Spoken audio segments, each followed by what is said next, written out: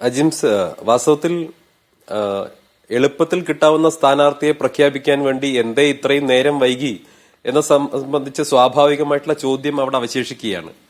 കാരണം സ്വരാജിനായിരുന്നു നേരത്തെ തന്നെ നിലമ്പൂർ തെരഞ്ഞെടുപ്പുമായി ബന്ധപ്പെട്ട ചുമതല CPM നൽകിയിട്ടുണ്ടായിരുന്നത്. മലപ്പുറം ജില്ലക്കാരനാണ്, നിലമ്പൂരുകാരനാണ്. വേണമെങ്കിൽ തെരഞ്ഞെടുപ്പ് പ്രഖ്യാപിച്ചതിന്റെ തൊട്ടടുത്ത നിമിഷം തന്നെ CPM-നെ പോലൊരു പാർട്ടിക്ക് വളരെ അനായാസകരമായിട്ട് പ്രഖ്യാപിക്കാമായിരുന്ന ഒരു പേരായിരുന്നു സ്വരാജിന്റേത്. അദ്ദേഹം CPM-ന്റെ സംസ്ഥാന സെക്രട്ടേറിയറ്റ് അംഗവും അതുപോലെ തന്നെ നേരത്തെ കഴിഞ്ഞ നിയമസഭാ തെരഞ്ഞെടുപ്പിൽ തൃപ്പൂണിത്തുറയിൽ നിന്നും കോൺഗ്രസിന്റെ സ്ഥാനാർത്ഥിയോട് പരാജയപ്പെട്ട മുൻ നിയമസഭാംഗവുമാണ്. അപ്പൊ സ്വാഭാവികമായിട്ടും അദ്ദേഹത്തിന്റെ പേര് പരിഗണിക്കണമെങ്കിൽ CPM-ന് അത് വളരെ നേരത്തെയാകാമായിരുന്നു.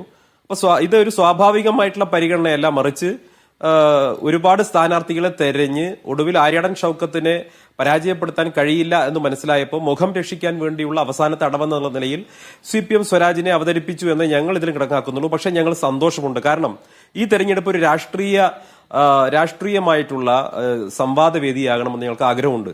കഴിഞ്ഞ 9 വർഷക്കാലത്തെ പിണറായി വിജയൻ സർക്കാരിന്റെ പ്രവർത്തനം, അദ്ദേഹത്തിന്റെ ജനവിരുദ്ധ നയങ്ങൾ, ഈ സർക്കാർ സ്വീകരിച്ചിട്ടുള്ള അങ്ങേയറ്റത്തെ ജനവിരുദ്ധ നയങ്ങൾ, വികസന മുരടിപ്പ്, ഈ കാര്യങ്ങളൊക്കെ നിലമ്പൂരിൽ ചർച്ച ചെയ്യണം എന്ന് തന്നെയാണ് ഞങ്ങൾ ആഗ്രഹിക്കുന്നത്. അതുകൊണ്ട് തന്നെ ഇതൊരു രാഷ്ട്രീയമായ തെരഞ്ഞെടുപ്പാകണം, ഒരു രാഷ്ട്രീയമായിട്ടുള്ള പോരാട്ടമാകണമെന്ന് ഞങ്ങൾ ആഗ്രഹിച്ചിരുന്നു.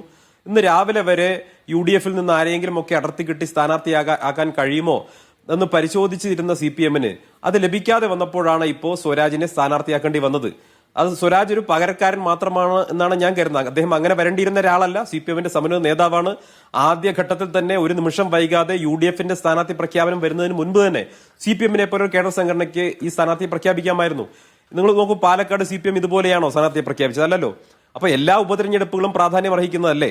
അപ്പൊ നിലമ്പൂർ തെരഞ്ഞെടുപ്പിന് മാത്രം ഒരു കൂടുതൽ പ്രാധാന്യം അങ്ങനെയില്ലല്ലോ. അപ്പൊ പാലക്കാട് ഉപതെരഞ്ഞെടുപ്പ് നടന്ന സമയത്ത് കോൺഗ്രസിൽ നിന്നും ഒരു സ്ഥാനാർത്ഥിയെ കിട്ടാൻ വേണ്ടി കാത്തിരുന്ന അവസാനം സ്വതന്ത്ര ചിഹ്നത്തിൽ മത്സരിപ്പിച്ച് പരാജയപ്പെട്ടതിന് ശേഷം ഒരുപക്ഷെ ആ പരാജയത്തിൽ നിന്നുള്ള തിരിച്ചറിവ് ഉണ്ടാവണം ഇത്തവണ ഒരു പരീക്ഷണം വേണ്ട എന്ന അവസാനത്തേക്ക് അവർ തീരുമാനിക്കുകയും സ്വരാജിനെ കൊണ്ടുവരികയും ചെയ്തിരിക്കുന്നു. ഞങ്ങൾ സ്വാഗതം ചെയ്യുകയാണ്. തെരഞ്ഞെടുപ്പ് എന്ന് പറയുമ്പോൾ ഞങ്ങൾ സ്ഥാനാർത്ഥി ആര്യാടൻ ഷൗക്കത്തിനെ പ്രഖ്യാപിച്ചത് എതിരാളി ഉണ്ടാകില്ല എന്ന പ്രതീക്ഷയോടെ അല്ല. CPM തീർച്ചയായിട്ടും ശക്തമായിട്ടുള്ള ഒരു ജനാധിപത്യ പോരാട്ടത്തിന് തയ്യാറാകും എന്ന പ്രതീക്ഷയിൽ തന്നെയാണ് ഞങ്ങളും കളത്തിലിറങ്ങിയിട്ടുള്ളത്. ആ ജനാധിപത്യത്തിന്റെ വേദിയിൽ CPM-നെ പരാജയപ്പെടുത്തുക, പിണറായി വിജയൻ സർക്കാരിന്റെ പ്രതിനിധിയെ പരാജയപ്പെടുത്തുക എന്നുള്ളത് തന്നെയാണ് ഈ നിമിഷം കേരള ജനതയ്ക്ക് വേണ്ടി UDF-ന് ചെയ്യാവുന്ന ഏറ്റവും പ്രധാനപ്പെട്ടതും നല്ലതുമായിട്ടുള്ള കാര്യം. കേരളത്തിലെ ലക്ഷോപലക്ഷം വരുന്ന പാവപ്പെട്ടവർക്ക് വേണ്ടി, ക്ഷേമ പെൻഷൻ നിഷേധിക്കപ്പെട്ടവർക്ക് വേണ്ടി, ഇവിടെ ഒരുപാട് സർക്കാരിന്റെ ആനുകൂല്യങ്ങൾ നിഷേധിക്കപ്പെട്ടവർക്ക് വേണ്ടി, ലൈഫ് ഭവന പദ്ധതിയിൽ വീടുകൾ കാത്തിരിക്കുന്നവർക്ക് വേണ്ടി, ആ വീടുകൾ നിഷേധിക്കപ്പെട്ടവർക്ക് വേണ്ടി, പ്രതിക്ഷോഭങ്ങളിൽ സർവ്വം നഷ്ടപ്പെട്ടിട്ടും സർക്കാരിന്റെ സഹായമെത്താത്തവർക്ക് വേണ്ടി, വികസന മുരടിപ്പിന്റെ ഭാഗമായിട്ട് വേദന അനുഭവിക്കുന്നവർക്ക് വേണ്ടി, ഏറ്റവും ഒടുവിൽ മലപ്പുറം ജില്ലയിലൂടെ കടന്നുപോകുന്ന ദേശീയപാത തവിടുപൊടിയായി നോക്കി നിൽക്കേണ്ടി വന്ന മലപ്പുറം ജില്ലയിലെ സാധാരണക്കാർ, കേരളത്തിലെ സാധാരണക്കാരുടെ പിണറായി വിജയൻ സർക്കാരിനോടുള്ള അടങ്ങാത്ത രോഷം പ്രകടിപ്പിക്കാനുള്ള ഒരു അവസരമായി ഈ തെരഞ്ഞെടുപ്പിനെ ഞങ്ങൾ കാണുകയാണ്. നിലമ്പൂരിലെ ജനങ്ങൾ വിനിയോഗിക്കുമെന്നാണ് ഞങ്ങൾ പ്രതീക്ഷിക്കുന്നത്. ഇത് രാഷ്ട്രീയ പോരാട്ടമാകുമെന്ന് സന്ദീപ് അംഗീകരിക്കുന്നു. പക്ഷെ സന്ദീപ് എണ്ണി പറഞ്ഞതിലൊന്നും അൻവർ രാജിവെക്കുമ്പോൾ ഈ ഭരണകൂടത്തിനെതിരെ ഉന്നയിച്ച ഒരാരോപണവും നിങ്ങൾ ഏറ്റെടുത്തതായി കണ്ടില്ല.